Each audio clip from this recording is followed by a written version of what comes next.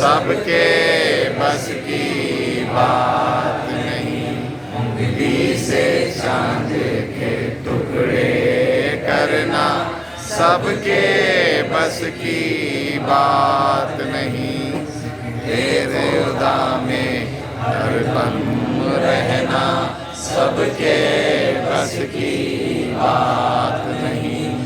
اصحاب نبی تو سب کے سب مخلوق میں سب سے افضل ہے، اصحاب نبی تو سب کے سب مخلوق میں سب سے افضل ہے، صدیق کے جیسا عاشق ہونا سب کے بس کی بات نہیں، صدیق کے جیسا عاشق رہنا سب کے بس کی بات نہیں۔ ملک میں دورہ کرنے والے سلطان تو ایسے دیکھے ہیں، ملک میں دورہ کرنے والے،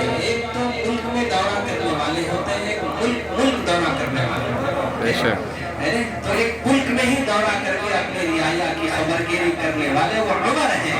ملک میں دورہ کرنے والے سلطان تو ایسے دیکھے ہیں، فاروق کے جیسا گشت لگانا سب کے بس کی بات نہیں، فاروق کے جیسا گشت لگانا سب کے بس کی بات نہیں۔ حضور صلی اللہ علیہ وسلم کے تراشے ہوئے ہیرے،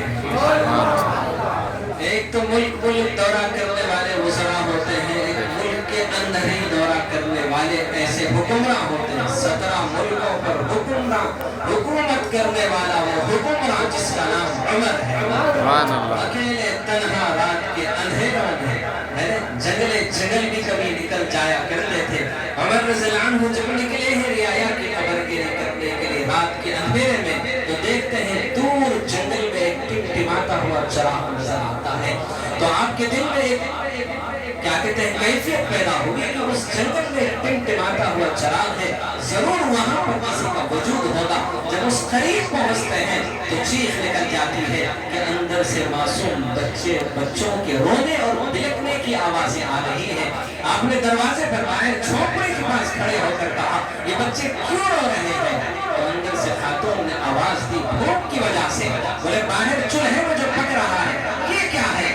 تو بولے میرے ہانڈی کے اندر پانی اور کچھ کنکریاں ڈالی ہوں اور بچوں کو بہلا رہی ہوں کہ بچے روتے روتے بہل جائے اور سو جائے اور میں بھی ان کے پہلوں میں سو جاؤں۔ بولے ان کے لیے کھانے کے لیے کچھ نہیں ہے، بولے یہ بچے یتیم ہیں، ان کا باپ نہیں ہے اور گھر میں کھانے کے لیے کچھ نہیں ہے۔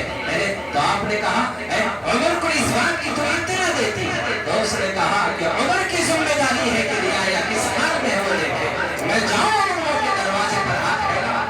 اتنا کہنا تھا کہ عمر کے جسم پر لرزہ تاری ہو گیا، کیفیت آ گئی اور سیدھا اپنے گھر چلے گئے اور جا کر وہاں سے کچھ آٹا اور کچھ کھانے پینے کی چیزیں لیے اور آپ نے تھیلے میں کیا کہتے ہیں بند کر اب اسے اپنے کندھے پر رکھنا چاہتے ہیں۔ غلام کہتا ہے کہ میرے حوالے کر دو۔ آپ نے کہا یہ کل قیامت کے لیے میرا بوجھ تو اٹھائے گا، یہ عمر کی ذمہ داری ہے۔ 17 ملکوں پر حکومت کرنے والا وہ عمر حکمراں اپنے رعایا کو خوش کرنے کے لیے وہ بوجھ اپنے کندھوں پر لیے چلتا ہے۔ ہندوستان جیسا ایک ملک نہیں، ہندوستان جیسے 17 ملکوں پر حکومت کرنے والا وہ عمر، جب حضور نے ایسا قیمتی موتی بنایا تھا، ایسا قیمتی ہیرا تراشا تھا کہ کہاں سے لائے وہ عمر؟ آج امریکہ کا سائنسداں کہتا ہے اگر عمر جیسا ایک شخص دنیا میں پیدا ہو جائے ساری دنیا پر مسلمان حکومت کر سکتے ہیں۔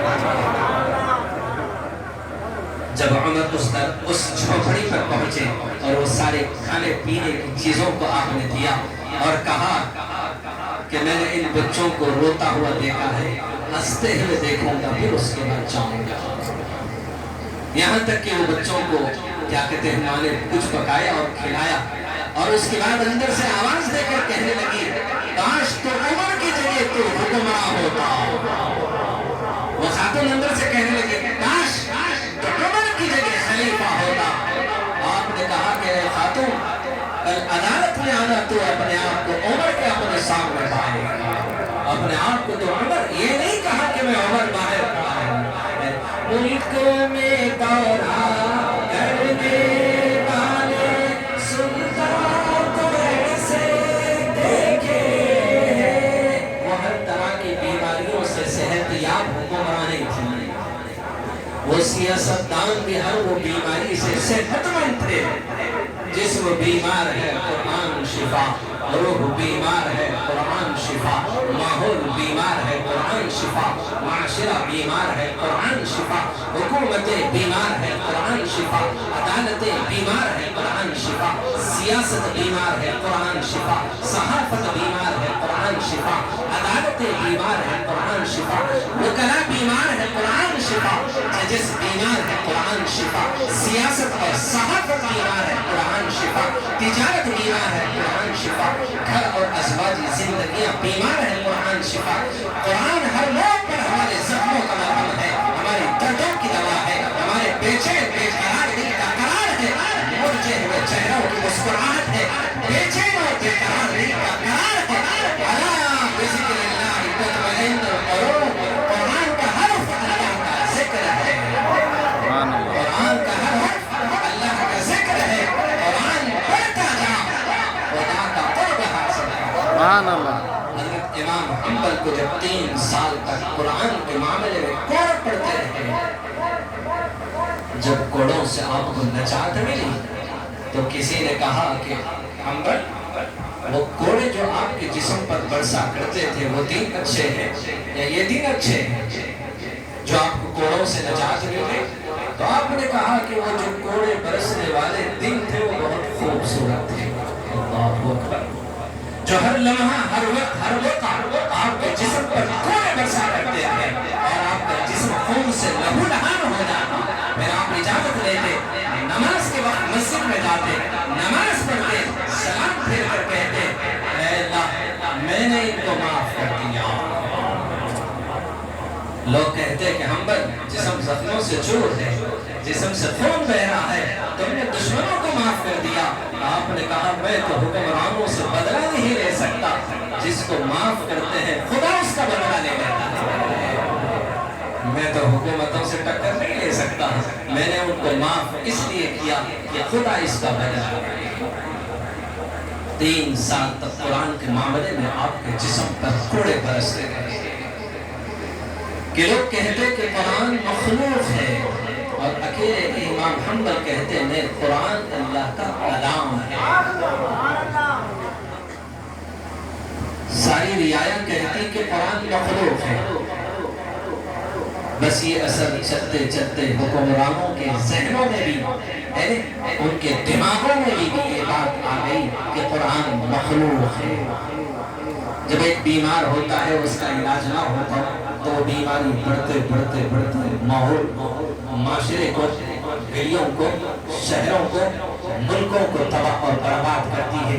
کروڑوں نہیں ایسے ہزاروں بیماریاں ہیں جس سے ہم تباہ اور برباد ہیں.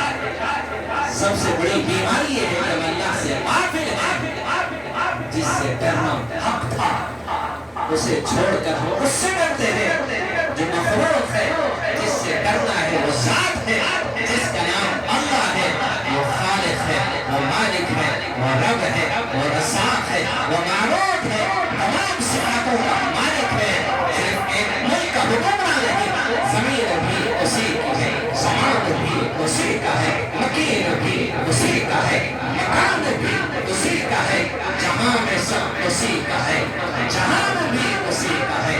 تمام کائنات پر قوت رکھنے والا, قدرت رکھنے والا, طاقت رکھنے والا, اختیار رکھنے والا, اپنے مرضی کا مالک ہے, مختار کل ہے, جو چاہے کر سکتا ہے, اسے کوئی روکنے والا نہیں ہے. اپنے مرضی کا مالک ہے, ہر چیز پر قوت رکھنا ہے, قوت رکھنے والا ہے.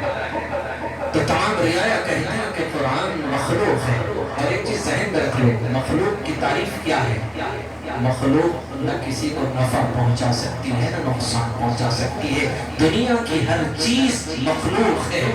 بڑی سے بڑی طاقت رکھنے والی شے بھی مخلوق ہے. آگ مخلوق ہے, ہوا مخلوق ہے, چاند مخلوق ہے, ستارے مخلوق ہے, چاند سورج مخلوق ہے. دنیا کی ہر وہ لرزہ دینے والی طاقتیں مخلوق ہے. اور ان سب کو پیدا کرنے والا ایک ذات ہے جس کا نام اللہ ہے. وہ خالق ہے اور خالق کی تعریف ہے.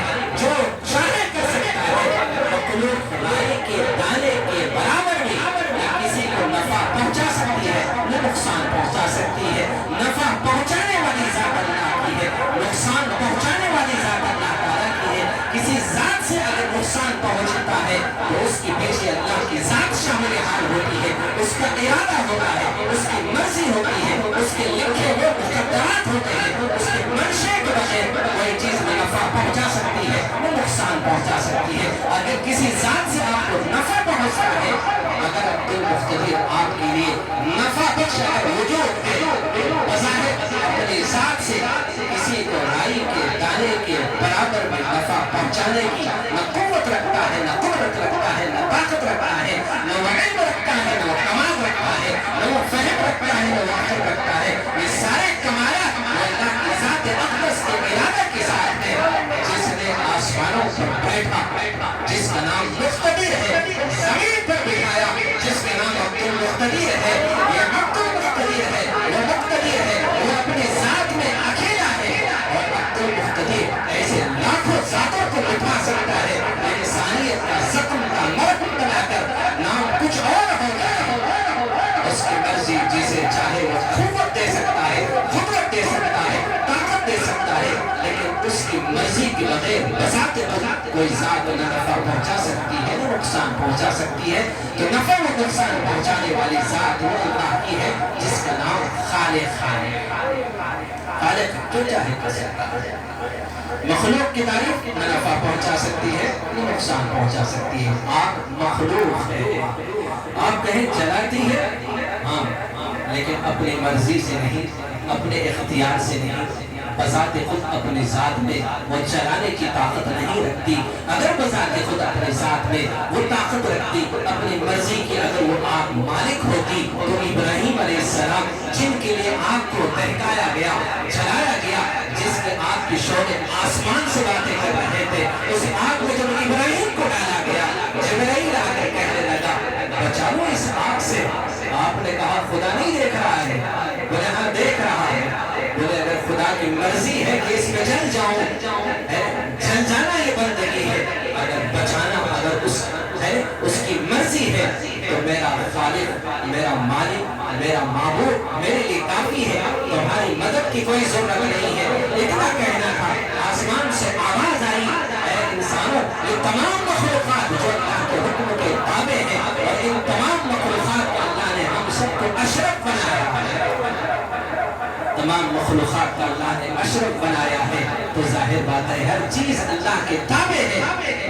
اور مجھے اختیار دیا ہے, کیا مرضی تمہاری رب کے تابع زندگی گزارے یا شیطان کی اتباع کرتے ہوئے منمانی کرتے رہے. رب چاہی زندگی گزارنا یہ رحمان کی بندگی ہے, اور منمانی کرنا یہ شیطان کی مرضی پر چل کر دہکتے ہوئے انگاروں کا اپنے آپ کو ایندھن بنانا ہے. اب اختیار ہے کہ جنت کا راستہ طے کرے یا دوزخ کا راستہ طے کرے, یا رحمان کے راستے پر چلے یا شیطان کے راستے پر چلے. اللہ نے ہم سب کو بے لگام رکھا ہے, ساری کائنات کو لگام دیا ہے. اس کی مرضی کے بغیر نہ لیفٹ نہ رائٹ نہ سیدھی جا سکتی ہے, نہ آگے نہ پیچھے, نہ دائیں نہ بائیں. ہر چیز اللہ کی مرضی کے ساتھ ساری مخلوق اللہ کے قبضے اور قدرت میں ہے. اور انسان کو اشرف بنا کر ابھی امتحان میں مبتلا کیا, منمانی کرتا ہے یا رب چاہی زندگی گزارتا ہے. تو خالق جو چاہے کر سکتا ہے. آگ اگر جلانا اپنی ذات سے طاقت رکھتی تو ابراہیم جل گئے ہوتے.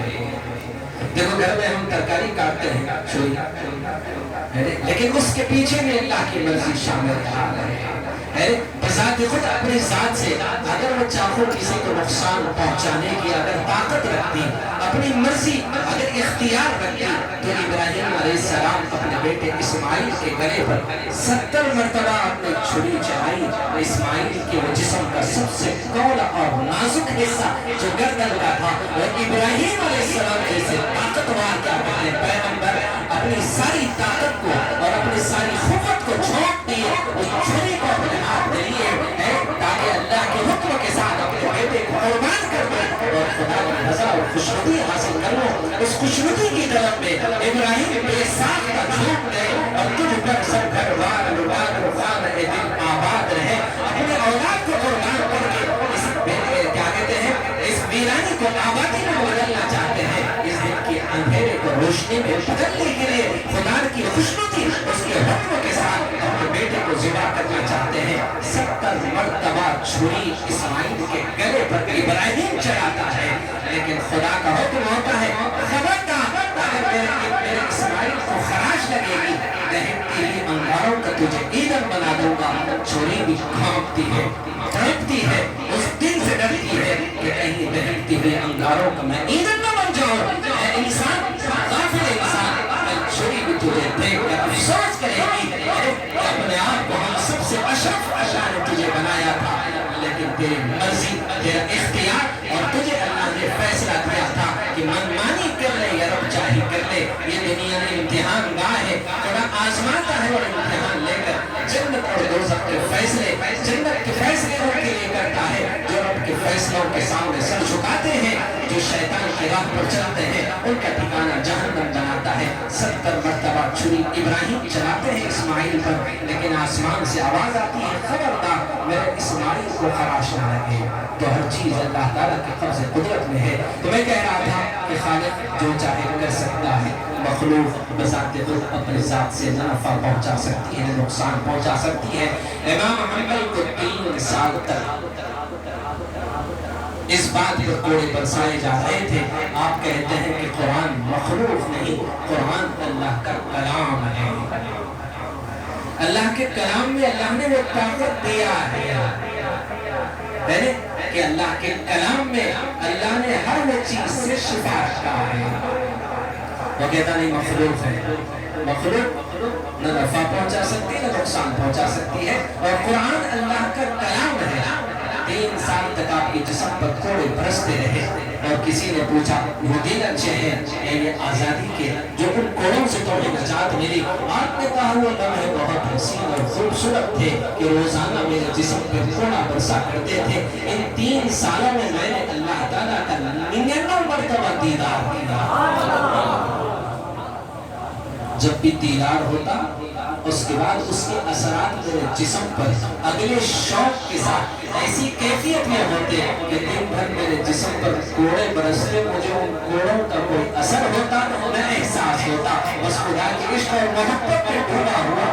میں کیا کہتے ہیں امام محمد کا وہ وجود جو اللہ کی معرفت اور محبت میں غرق ہوا کرتے تھے جذب کی کیفیت میں ہوتے. جذب میں پروا ہوش رہے اور عقل میری حیران رہے. ساری دنیا کی عقل حیران ہے کہ اتنی مرتبہ ہم تک کے جسم پر کوڑے برستے ہیں. یہ اف بھی نہیں کرتا ہے یہ آہ بھی نہیں کرتا ہے اپنے زخموں کا ذرا بھی کرا کر اسے احساس نہیں ہوتا. کیا بات ہے یہ عشق ہے کہ خدا کی محبت میں ہم تک کو آزمایا جا رہا ہے قرآن کے معاملے میں لیکن سر کٹا سکتے ہیں لیکن سر جھکا سکتے نہیں. ہم تو ایمان کا سودا ہونے نہیں دیں گے.